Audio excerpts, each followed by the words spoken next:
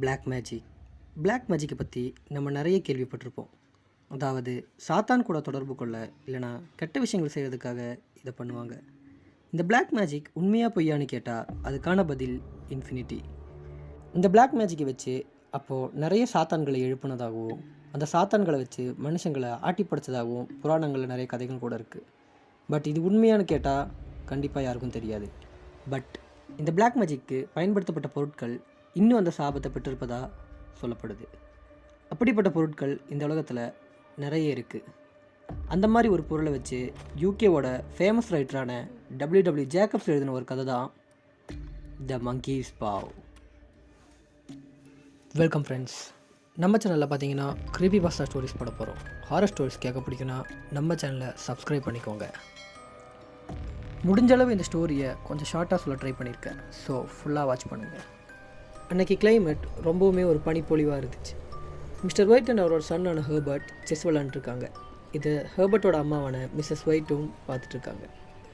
இவங்க mister ஒயிட்டோட ஃப்ரெண்டான major Morris வர்றதுக்கு வேண்டி வெயிட் பண்ணிகிட்ருக்காங்க. அவரும் வராரு. மேஜர் மோரிஸ் வந்துட்டு ஒரு சர்ஜென்ட். இவர் பல கண்ட்ரியில் போய் ஒர்க் பண்ணியிருக்காரு. இவர் அப்படி ஒர்க் பண்ணப்போ அங்கே ஒரு ஃபக்கீரை பார்த்ததாகவும் அவர் இவருக்கு ஒரு மங்கி ஸ்பா கொடுத்ததாகவும் சொல்கிறாரு. இந்த மங்கி ஸ்பா ஒருத்தருக்கு 3 வரம் தரணும், ஆனால் அந்த வரம் ஏதாவது ஒரு கெட்ட விஷயங்கள் நடந்துட்டு தான் நடக்கணும் சொல்கிறாரு. இவர் இந்த 3 வரத்தையும் பயன்படுத்தி சில கஷ்டங்களையும் அனுபவித்து தப்பிச்சிட்டாரு. இதை கேட்ட Mr White and Mrs White கொஞ்சம் பயப்படுறாங்க. இருந்தாலும் இந்த மங்கி ஸ்பா மேலே அவங்களுக்கு ஒரு ஆசை வருது. இந்த மங்கி ஸ்பாவை இனி யாரும் பயன்படுத்த வேண்டாம்னு சொல்லிட்டு அந்த சர்ஜென்ட் அதை தீயில தூக்கி வீசுகிறாரு. ஆனால் மிஸ்டர் ஒயிட்டுக்கு அது மேலே ஒரு ஆசை வருது. அவர் அதை நெருப்பில் வீசாமல் பிடிக்கிறாரு. இந்த மங்கி ஸ்பா பார்க்குறவங்களை ஈர்க்கணும், அது ரொம்பவே ஆபத்துணும், அதை பயன்படுத்த வேண்டாம் சொல்லிட்டு வார்னிங் கொடுத்துட்டு அங்கேருந்து சர்ஜென்ட் கிளம்புறாரு. மிஸ்டர் ஒயிட்டுக்கு அது மேலே இருந்த ஆர்வத்தினால அவர் அந்த மங்கி ஸ்பாவை மேலே உயர்த்தி 200 பவுண்ட்ஸ் வேணும்னு சொல்லிட்டு அவரோட முதல் விஷயம் கேட்குறாரு. அவர் விஷ் கேட்ட அடுத்த செகண்டே அந்த மங்கி ஸ்பா அவரோட கையில் ஒரு பாம்பு ஊறுறது மாதிரி ஊர்ந்துருக்கு. அவர் பயந்து அதை உடனே தூக்கி அங்கேருந்து செல்ஃப் மேலே வச்சுட்டாரு. இத்தனை விஷயங்கள் நடந்த பின்ன அன்றைக்கி நைட்டு ஹெர்பர்ட் தன்னோட வேலைக்கு கிளம்புறாரு. அடுத்த நாள் காலையில் விடியுது. அன்றைக்கும் அதே மாதிரி பனிப்பொழிவாக தான் இருக்குது. நைட்டு வேலைக்கு போன ஹெர்பர்ட் இன்னும் வீட்டுக்கு வரல. இதை நினச்சி Mr White and Mrs White ரொம்பவே கவலையாக இருக்காங்க.